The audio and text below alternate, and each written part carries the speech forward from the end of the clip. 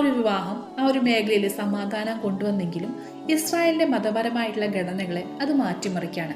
Jezebel രാജാവിനെ സ്വാധീനിച്ച് യഹൂദ ദൈവത്തിന് പകരമായിട്ട് ലെബനനിലെ പുറംജാതി ദൈവങ്ങളെ അല്ലെങ്കിൽ പാഗൻ ദൈവത്തെ ആരാധിക്കാൻ വേണ്ടി നിർബന്ധിക്കുകയാണ്. അതുകൂടാതെ യഹൂദ മതം പൂർണ്ണമായി ഇല്ലാതാക്കാൻ വേണ്ടിയിട്ട് പ്രവാചകന്മാരെയും പുരോഹിതന്മാരെയും വധിക്കാൻ വേണ്ടിയിട്ട് പുള്ളിക്കാരി തീരുമാനിക്കുകയാണ്. അതുകൊണ്ട് തന്നെ അവിടെ തുടരുന്നത് അപകടമാണെന്ന് മനസ്സിലാക്കിയ ഏലിയ ഇസ്രായേലിൽ നിന്ന് രക്ഷപ്പെടാണ്.